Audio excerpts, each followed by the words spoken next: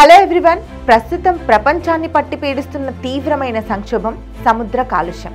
సముద్ర కాలుష్యం అంటే ఏంటో మీకు తెలుసా? సముద్రాన్ని కలుషితం చేయడమే సముద్ర కాలుష్యం. జోక్గా చెప్పట్లేదండి.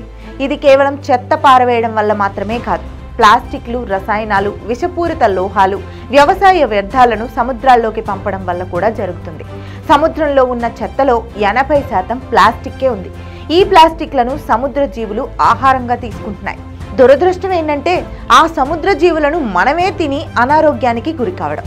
ఇక సముద్ర జీవులకు హాని విషయానికి వస్తే ఈ కాలుష్య కారకాలు వాటి నివాసాలను నాశనం చేసి ఆరోగ్యాన్ని దెబ్బతీసి ఆకలికి గురి చేసి అంతరించిపోయే ప్రమాదంలో పడేస్తున్నాయి. సముద్ర కలుషితం వల్ల ఆక్సిజన్ శాతం తగ్గిపోవడం అనేది మరో పెద్ద సమస్య. సముద్రంలో కుళ్ళిపోతున్న వ్యర్థాలు ఆక్సిజన్ను హరించి వేస్తాయి. ఫలితంగా సముద్ర జీవులు ఊపిరాడక చనిపోతున్నాయి. దీనివల్ల మానవులకు కూడా ప్రమాదాలు తప్పడం లేదు. ఈ సమస్యను వెంటనే గుర్తించి వాటిపై అవగాహన పెంచుకొని పరిష్కారాల వైపు అడుగులు వేయడం మనందరి బాధ్యత. ఇలాంటి ఇంట్రెస్టింగ్ అప్డేట్స్ కోసం T1 అకాడమీ ఛానల్ని సబ్స్క్రైబ్ చేసుకోండి. Thank you.